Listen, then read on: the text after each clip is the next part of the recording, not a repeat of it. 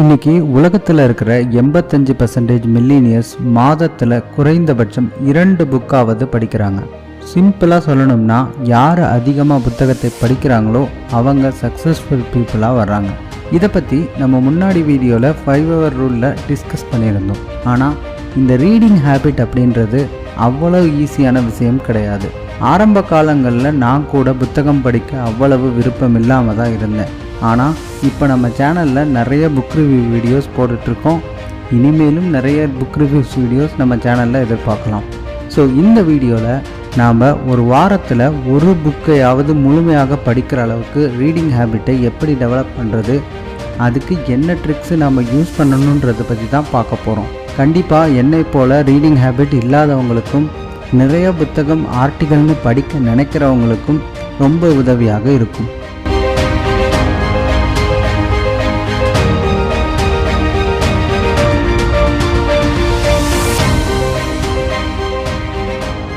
Psychological tricks to start reading.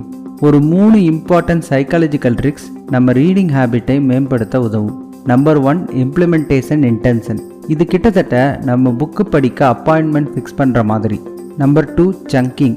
ஒரு புத்தகம் முழுசாக படிக்கணுன்றது பெரிய டாஸ்க். அதை பகுதி பகுதியாக பிரித்து நம்ம படிக்கிறதுக்கு பேர் சங்கிங்.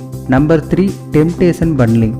இது பிடிக்காத ஒரு விஷயத்தை பிடிச்ச விஷயமாகவும் நம்ம என்ஜாய் பண்ணி பண்ணுற மாதிரியும் மாற்றுறதுன்னு அர்த்தம். ஸோ இந்த 3 ட்ரிக்ஸை பற்றியும் நம்ம கொஞ்சம் டீட்டெயில்டாக புரிஞ்சிக்கலாம். Trick number 1, implementation intention for reading. ரீடிங்கில் இருக்கிற ஒரு மிகப்பெரிய பிரச்சனை ஸ்டார்டிங் பாயிண்ட் தான். எங்கே நம்ம தொடங்கணும், எப்படி அதை தொடங்கணும், இது தெரியாமலேயே நம்ம இருப்போம். நிறைய புத்தகங்களை படிக்கலாம்னு வாங்கி குவிச்சிடுவோம். ஆனால் கடைசி வரை நிறைய புத்தகங்களை படிக்காமலேயே விட்டுருவோம். இந்த பிரச்சனைக்கு பெஸ்ட் சொல்யூஷன், நீங்கள் எப்போ படிக்கணும், எங்கே படிக்கணும்னு ப்ராப்பர் ஷெட்யூல் போட்டு ஸ்டார்ட் பண்ணுங்கள். கிட்டத்தட்ட புத்தகம் படிக்க உங்கள் அப்பாயின்மெண்ட்டை நீங்களே ஃபிக்ஸ் பண்ணுற மாதிரி. இது உங்கள் அப்பாயின்மெண்ட், அதனால் நீங்கள் மிஸ் பண்ணவே மாட்டீங்க. Trick number 2, chunking your book. நிறைய நேரங்களில் நம்ம புக்கு ரீட் பண்ண ஸ்டார்ட் பண்ணியிருப்போம், ஆனால் கடைசி வரை முடிக்காமலேயே தடுமாறுவோம். காரணம், நாம் அந்த புத்தகத்தை ரொம்ப பெரிய விஷயமாக நினைக்கிறதுனால தான்.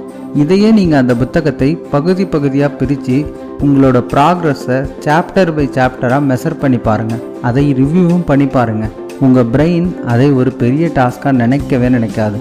ஒவ்வொரு சாப்டராக முடிக்க உங்கள் கான்ஃபிடென்ஸ் லெவலும் இன்க்ரீஸ் ஆகிடும். Trick number 3, temptation பண்ட்லிங். உங்களுக்கு நீங்களே சொல்லிக்கோங்க. ஒவ்வொரு சாப்டர் முடித்ததும் உங்களுக்கு நீங்களே ரிவார்டு கொடுங்க. அடுத்த சாப்டர் ரீட் பண்ணுற மோட்டிவேஷனை கொடுங்க.